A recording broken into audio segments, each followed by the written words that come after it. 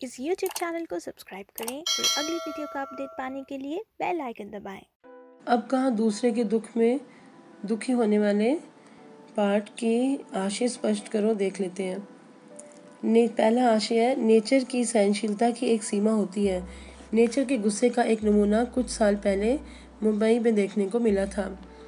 तो इसका आशय स्पष्ट करने से पहले आप संदर्भ देंगे। संदर्भ के अंतर्गत आप लिखेंगे, प्रस्तुत पंक्तियाँ हमारी पाठ्य पुस्तक स्पर्श भाग 2 के अंतर्गत निदा फाजली द्वारा रचित अब कहाँ दूसरे के दुख से दुखी होने वाले पाठ में से ली गई हैं।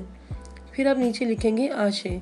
आशय को हाईलाइट करेंगे, फिर इसका आशय लिखेंगे कुछ इस प्रकार। इन पंक्तियों में लेखक का विचार है कि प्रकृति का भी अपना नियम होता है।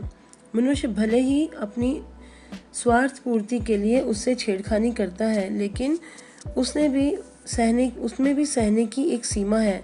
यदि हम आवश्यकता से अधिक प्रकृति को छेड़ें या अतिरिक्त बोझ उस पर डालें तो वे गुस्सा हो सकती है, क्रोधित हो सकती है। उसका एक नमूना कुछ वर्ष पहले मुंबई में देखने को मिला था, जब मनुष्य ने समुद्र के किनारे पर बस्तियों का निर्माण कर डाला तो समुद्र ने क्रोधित होकर अपनी लहरों पर चलते हुए 3 जहाज़ों को गेंद की तरह हवा में उछाल दिया। ये तीनों जहाज़ अलग अलग स्थानों पर जा गिरे और उनमें सवार लोग इस प्रकार घायल हुए कि चलने फिरने के काबिल न रहे और ना ही जहाज़ फिर से कार्य करने के योग्य रहे। और अब जो कोरोना के कारण, जो महामारी के कारण जो हालात हुए हैं, वो भी आप लिख सकते हो कि किस तरह से।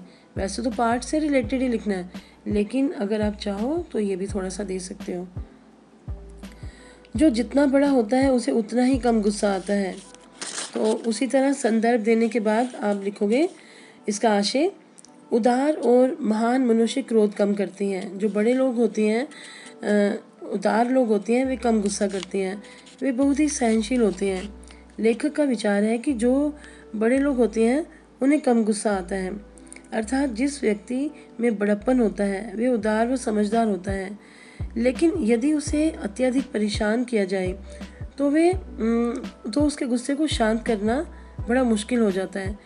इस पंक्ति का प्रयोग समुद्र के लिए हुआ है। मनुष्य ने अपने स्वार्थ के लिए समुद्र को समेट कर रख दिया, लेकिन जब वह क्रोधित हुआ तो उसने अपनी ही लहरों पर चलते जहाज़ों को इस तरह दूर फेंका कि उन पर सवार लोग चलने फिरने के काबिल नहीं रहे और ना ही वे जहाज़ जो था दोबारा चलने फिरने के या काम आने के योग्य रहा।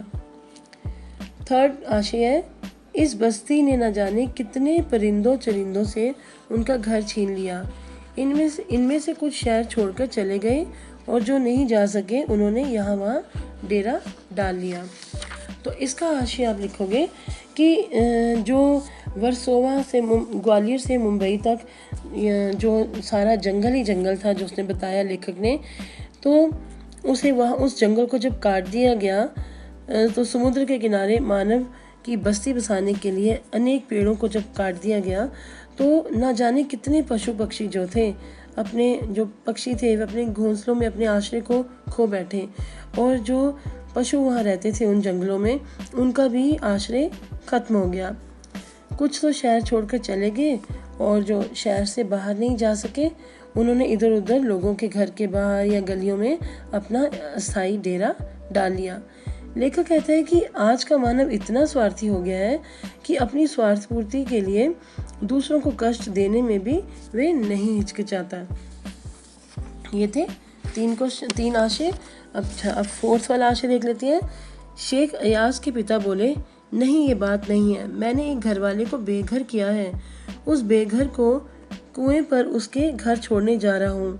इन पंक्तियों में छिपी हुई उनकी भावना को स्पष्ट कीजिए।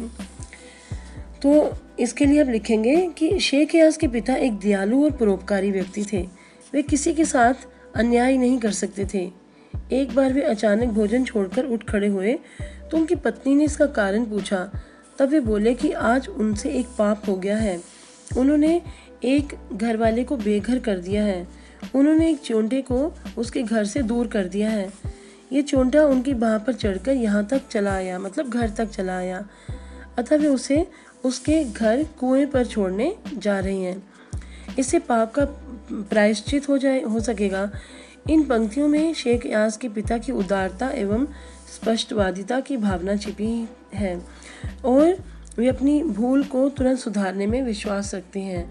और ये चीज़ ये भी बताती है कि उस समय के लोग, पुराने समय के लोग कितने दयावान थे, उनके अंदर दूसरों के प्रति कितनी दया की भावना थी और कितनी संवेदनशीलता थी और वे दूसरों के दुख को समझते थे।